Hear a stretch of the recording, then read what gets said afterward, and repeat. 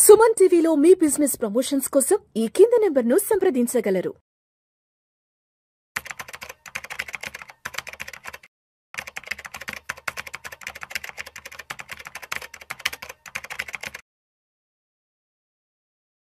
నమస్తే, welcome to Suman TV. నేను విష్ణు. ప్రస్తుతం మనతో పాటు సీనియర్ స్టాక్ మార్కెట్ అనలిస్ట్ ప్రభు మాలంపాటి గారు ఉన్నారు. సార్తో మాట్లాడదాం.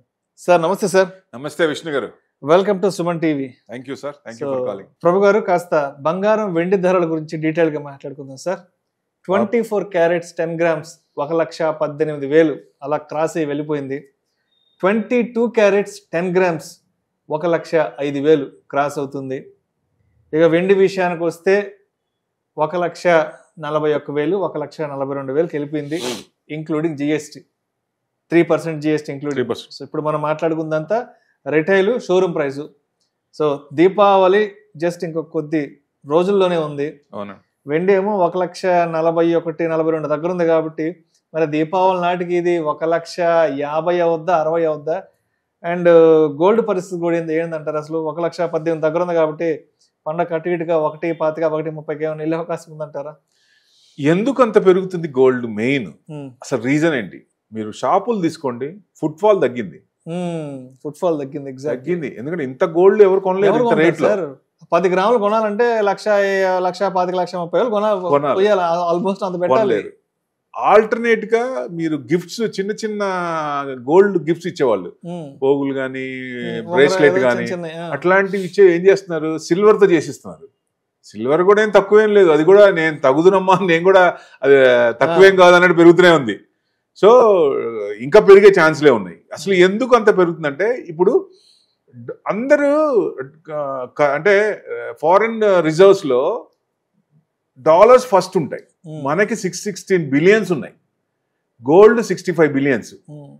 తర్వాత ఇది అదర్స్ కరెన్సీ అంటే బాస్కెట్ ఆఫ్ కరెన్సీ అంటారు IMF దగ్గర, అది ఒక 18 బిలియన్ డాలర్స్. గవర్నమెంట్ ఏం చేస్తుంది? డీడాలరైజేషన్ అవుతోంది. యుఎస్ తెలుస్తూనే ఉంది, డీడాలరైజేషన్ ఉంది. ట్రంప్ డాన్సులు తెలుస్తూనే ఉంది. ఇంకా ఆయన ఏం చేస్తాడో తెలియదు. పెద్దన్న పొజిషన్లో ఉన్నప్పుడు ఏది కూడా కరెక్ట్గా లేదు, పొజిషన్ కరెక్ట్ లేదు. వాళ్ళు డిఫేమ్ అవుతున్నారు day by day. So dollar మీద ఎఫెక్ట్ తగ్గుతోంది. సో అందరూ డాలర్ రిజర్వ్స్ తగ్గించుకొని గోల్డ్ రిజర్వ్స్ పెంచాలని అనుకున్నారు. ఎప్పుడైతే ఇది అనుకున్నారో లాస్ట్ 5 years నేను అంతకు ముందు చూస్తే పెద్ద ఏం లేదు. లాస్ట్ 5 years నుంచి విపరీతంగా 1,000 to 1,500 మెట్రిక్ టన్స్ కొంటా ఉన్నారు. ఎప్పుడు కొనంది చైనా కూడా బాగా ఎక్కువ చేస్తుంది, 2,500 మెట్రిక్ టన్స్ చైనా. అవును, కొంటుంది. మ్యూచువల్ ఫండ్స్ లో కూడా అసలు గోల్డ్ అసలు ఒప్పుకునే వాళ్ళు కాదు. అంటే ఆ కంట్రీలో మెయిన్ వాళ్ళు ఏం చెప్తే అదే చేయాలి. మ్యూచువల్ ఫండ్స్ అయినా ఎవరైనా అసలు చేయడానికి లేదు. వాళ్ళు కూడా పర్మిషన్ ఇచ్చారు. మ్యూచువల్ ఫండ్స్ లో కూడా ఇన్వెస్ట్మెంట్ ఎక్రూ చేస్తున్నారు. సో కంటిన్యూస్ గా ఎక్రూ చేస్తూనే ఉన్నారు. చిన్న చిన్న కంట్రీస్ కూడా ఈ ఆపత్కాలం వచ్చినప్పుడు ఏం చేయాలా? ఇమ్మీడియట్ క్యాష్ కావాలి. కోవిడ్ లాంటిది మనం ఫేస్ అయ్యాం. అట్లా కొన్ని కంట్రీస్ కోవిడ్ లాంటి సిచ్యువేషన్ వచ్చినప్పుడు అతలాకుతలం అయిపోతాయి. సో అట్లాంటప్పుడు ఏం చేయాలనే ఆలోచనతో మనల్ని చూసి, మన రిఫార్మ్స్, మన పివి నరసింహ గారు రిఫార్మ్ చూసి ఆ టైంలో వాళ్ళు బయటికి ఎట్లా వచ్చారనే ఉద్దేశంతో ఇప్పుడు రైట్ టైంలో డాలర్ మీద ఎఫెక్ట్ తగ్గుతుంది కాబట్టి కన్వర్షన్ లో ఇప్పుడు ప్రతి వాళ్ళు ఎవరి కరెన్సీలో వాళ్ళు కట్టే ఛాన్సులు వస్తాయి ఫ్యూచర్ లో. సో అందుకని అది తగ్గించుకొని గోల్డ్ అనేది పెంచుకుంటున్నారు. అంటే 35 సంవత్సరాల క్రితం అప్పట్లో మన్మోహన్ సింగ్ గారు, పివి నరసింహారావు గారు వీళ్ళు తీసుకొచ్చిన ఆర్థిక సంస్కరణల్ని వాళ్ళు ఇప్పుడు తెలుస్తోంది దేశం మొత్తానికి. ఇప్పుడు తెలుస్తుంది ఎలా చేశారో ఏంటి అనేది ఇప్పుడు అవగతం అవుతుంది. ఎందుకంటే ఇప్పుడు శ్రీలంక కానీ కొన్ని కంట్రీలు చూసాం కదా, విపరీతంగా ఇబ్బంది పడ్డాయి. హై ఇంట్రెస్ట్ తీసుకుని చైనా వలలో చిక్కుకొని. సో ఏదైతే చేయకూడదో అలా కొన్ని చేసి ఇబ్బంది పడుతున్నారు. ఇక చిన్న చిన్న కంట్రీస్ కూడా ఓహో ఇట్లా రావాలి, ఇలా చేస్తే బెస్ట్, ఫ్యూచర్ లో మనకి ఏదైనా ఇబ్బంది వచ్చినప్పుడు మనం ఇమీడియట్ గా క్యాష్ కాబట్టి దాంట్లోంచి బయటికి రావచ్చు అనేది గోల్డ్ రిజర్వ్స్ పెంచుతున్నారు. అది మెయిన్ కారణం, అదే కారణం. సో ఏదైనా ఇప్పుడు గోల్డ్ జనరల్ గా ఎందుకు పెడుతుంది? గ్లోబల్ అన్సర్టనిటీ ఉన్నప్పుడు, అట్లాంటి టైంలో కానీ ఇన్ఫ్లేషన్, కరెన్సీ ఫ్లక్చువేషన్స్. కరెన్సీ చూడండి, మన కరెన్సీ 85 రూపాయలు, 100 రూపాయలు వెయిటెడ్ ఉంది దగ్గర డైలీ తగ్గుతూనే ఉంది 30 పైసలు 40 పైసలు. ఎందుకంటే కన్వర్షన్ లో అంత అయితే ప్రతి వాళ్ళు కూడా ఎక్కువ పెట్టి కొనుక్కోవాలి కదా. సో అది కరెన్సీ కూడా అంత ఉండకూడదు కరెన్సీ కూడా. సో ఈ డాలర్స్ తగ్గించుకుంటున్నారు కాబట్టి దాని ఎఫెక్ట్ కొంచెం ఉందేమో ఒక రకంగా. చిన్నగా అది టర్న్ అయ్యే అవకాశాలు ఉంటుంది. మళ్ళీ మనకి 50-60 కూడా వచ్చే అవకాశాలు ఉన్నాయి మన కరెన్సీ కూడా చిన్నగా. సో వస్తుంది కూడా, అప్పుడే స్టేబుల్ ఉన్నట్టు. ఎక్కువ పెరిగితే ఎక్కువ మంది రారు. సో అదొక కారణం అనుకోవచ్చు. మెయిన్ ఇంకోటి ఏంటి, సెంట్రల్ బ్యాంక్స్ మనకు ఆర్బీఐ లాగా సెంట్రల్ బ్యాంక్స్ అన్ని విపరీతంగా ఎక్కువ చేస్తున్నాయి. సో మనమే దాదాపుగా 800 టన్స్ ఎక్కువ చేశారు. రీసెంట్ గా కూడా లాస్ట్ ఇయర్ కూడా బాగా కొన్నారు మన ఆర్బీఐ కూడా. సో అట్లా చేస్తాం కాబట్టి జియో పొలిటికల్ టెన్షన్స్ ఉన్నప్పుడు, ఈ ట్రంప్ డాన్స్లు ఎక్కువ అవుతున్నప్పుడు మరి ఆటోమేటిక్ గా ఏ కంట్రీని ఇబ్బంది పెట్టిన వాళ్ళనే వాళ్ళ దగ్గర వాళ్ళనే మిత్రుడు అనుకున్న వాళ్ళనే ఇబ్బంది పెడుతున్నాడు కదా ఆయన. సో నానా రకాలుగా ఇబ్బంది పెడుతున్నాడు. ఇట్లాంటివి ఉంటాయి. సో ఇలాంటివి ఉన్నప్పుడు అసెట్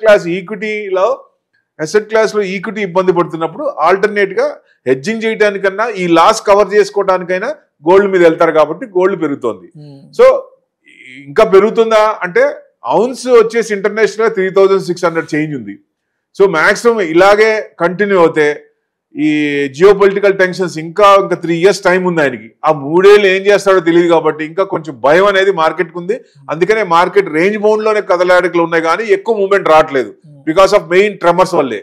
సో అప్పుడు ఆల్టర్నేట్ ఏమవుతుందంటే గోల్డ్ పెరుగుతూనే ఉంటుంది. సో అది 4500 4600 ఇంటర్నేషనల్ ఔన్స్ రేట్ వచ్చిందా అంటే వచ్చే అవకాశాలు ఉన్నాయి. అంటే అంతవరకు తీసుకుంటే మనకి 135 to 145 1,45,000 వరకు వెళ్ళే ఛాన్సులు కనపడుతున్నాయి.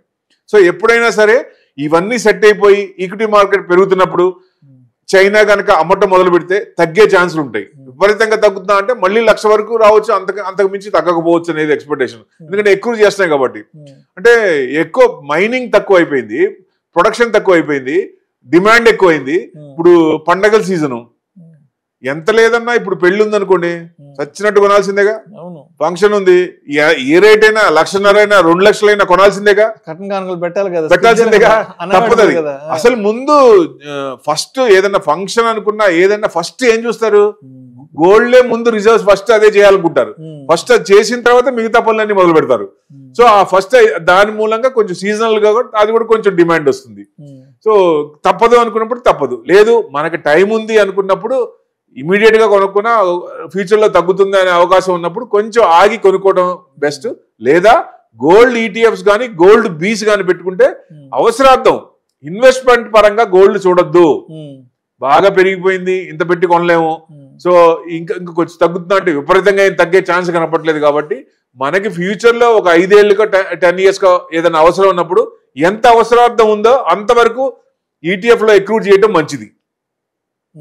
అదే మీరు ఇన్వెస్ట్మెంట్ పరంగా చూడాలంటే ఎక్కడ చూడాలి, సిల్వర్ అనుకున్నాం కంటిన్యూస్ గా పెరుగుతూనే ఉంది. గోల్డ్ కొంచెం తగ్గినా అది ఎక్కడ ఏమాత్రం నేను తగ్గేదేలే అన్నట్టు పెరుగుతూనే ఉంది. సో రోజుకు ₹1 పెరుగుతుంది, గ్రాము పెరుగుతూనే ఉంది, కంటిన్యూస్ గా పెరుగుతూనే ఉంది. సో ఇది ఎంతవరకు పోవచ్చు అంటే దాదాపుగా ఇప్పుడున్న ఇండస్ట్రియల్ కన్సంప్షన్ డిమాండ్ పెరుగుతుంది, అక్కడ కూడా మైనింగ్ ప్రొడక్షన్ తగ్గిపోయింది, సిల్వర్ తక్కువైంది, కన్సంప్షన్ ఎక్కువైంది. ప్రతి దాంట్లో సిల్వర్ వాడుతున్నారు. ఇదివరకు అల్యూమినియం వాడే దాంట్లో కూడా సిల్వర్ వాడుతున్నారు. సో ఎక్కువ ఉన్నాయి కాబట్టి ఆ కన్సంప్షన్ రేషియో ప్రకారం చూసుకుంటే ఇప్పుడున్న కంపెనీలకి ప్లస్ నెక్స్ట్ 5 years 10 years లో వచ్చే కంపెనీలకి బేరీ చేసుకుంటే ఎంత డిమాండ్ ఉందంటే ఎక్కువ డిమాండ్ ఉంది కాబట్టి మార్కెట్ సప్లై తక్కువ ఉంది. సో రేట్ అనేది డిమాండ్ ఉంది కాబట్టి పెరుగుతూనే ఉంది. ఎక్కడి వరకు పోవచ్చు అంటే 2 లక్షలు దాటి కూడా పోయే అవకాశాలు ఎక్కువ ఉన్నాయి. వెండి 2 లక్షలు దాటి వెళ్ళే ఛాన్స్, మొన్నటిదాకా 2 లక్షలే అనుకున్నాం కానీ 2 లక్షలు దాటి వెళ్ళే అవకాశాలు ఉన్నాయండి. నెక్స్ట్ 5 years టార్గెట్ పెట్టుకుంటే దాన్ని దాటే అవకాశాలు ఎక్కువ ఉన్నాయి. ఎందుకంటే డిమాండ్ పెరుగుతూనే ఉంది, అదేమో ప్రొడక్షన్ లేదు, కన్సంప్షన్ ఎక్కువ అవుతుంది, మరి రేట్ అనేది డిమాండ్ ఉన్నప్పుడు పెరుగుతుంది కదా. సో ఆ లెక్కన రేషియో తీసుకుంటే పెరిగే ఛాన్స్లు ఎక్కువ కనపడుతున్నాయి. ఓకే సరే, ఇంకా దీపావళి జస్ట్ ఫ్యూ డేస్ ఉంది. అవునండి, అప్రాక్సిమేట్ గా దీపావళికి ఎంత వరకు వెళ్ళొచ్చు అంటారు? ఇప్పుడు డిమాండ్ దివాళీకి ఫంక్షన్ ఉన్నప్పుడు కొంటూనే ఉంటారు కాబట్టి పెద్ద కొనుక్కోపోయినా గోల్డ్ నుంచి కొంచెం కన్వర్షన్ అయ్యి సిల్వర్, గోల్డ్ వాడే చోట ఆర్నమెంట్స్ కూడా సిల్వర్ ఆర్నమెంట్స్ వస్తున్నాయి బాగా. సో అట్లా తీసుకుంటున్నారు. గోల్డ్ కూడా ఇక్కడ నుంచి మీరు అనుకుంటే ఇంటర్నేషనల్ లెవెల్స్ 4600 అంటే ఆ రేంజ్ లోనే 125 వరకు రావచ్చా గోల్డ్ అంటే 125 క్రాస్ అయిందంటే 140 4600 ఔన్స్ అనుకున్నాం కదా, అక్కడ వరకు ఆ రేంజ్ లోనే ఉండొచ్చు. ఏదన్నా ఫాలింగ్ స్టార్ట్ అయితే మటుకు మళ్ళీ 1,00,000 వరకు రావచ్చా అంటే చైనా కనుక ప్రాఫిట్ బుకింగ్ లో ఉంది అంటే తగ్గే అవకాశాలు ఉన్నాయి. ఎందుకంటే వాళ్ళు ఎక్రూట్ చేస్తే ఉన్నారు, ఇయర్ ఆన్ ఇయర్ చేస్తూనే ఉన్నారు, అందుకనే తగ్గట్లేదు. ఇప్పుడు ఎక్కువ ఎవరైతే ఎక్రూట్ చేశారో డంప్ చేశారో అదంతా మళ్ళీ ప్రాఫిట్స్ బుక్ చేసుకుంటే అప్పుడు తగ్గే అవకాశాలు ఉంటాయి. అంటే ఎప్పుడో ఒకసారి గోల్డ్ రికార్డు ఇదివరకు చూసినా అంత రికార్డ్స్ పెద్ద ఏం లేవు, రేషియో రిటర్న్స్ ఏం లేవు. లాస్ట్ 5 years లోనే ఈ సంవత్సరం చూస్తే 41% ఉంది. అంటే ప్రతి సంవత్సరం 41% రాదు కదా. సో ఇంత పెరిగింది కంటిన్యూస్ గా ఇంకో 40% నెక్స్ట్ ఇయర్ పెరుగుతుందా అంటే అంత పెరగకపోవచ్చు కదా. ఒక రకంగా ఈ రకంగా పెరిగితే క్రైమ్ రేట్ చిన్న చిన్న గోల్డ్ వస్తువులకు కూడా క్రైమ్ రేట్ విపరీతంగా పెరిగిపోద్ది. సో అది కూడా కొంచెం ఇది చేసుకోవాలి. సో డెఫినెట్ గా కొంచెం తగ్గే ఛాన్సులు ఉన్నాయా అంటే వీళ్ళందరూ మూమెంట్ బట్టి దాన్ని బట్టి ఈక్విటీ మార్కెట్ కనుక బాగా మారితే యూటర్న్ తీసుకుంటే అప్పుడు కొంచెం తగ్గే ఛాన్సులు ఉన్నాయి. Right sir, right. Thank you sir, thank you so much Prabhu గారు.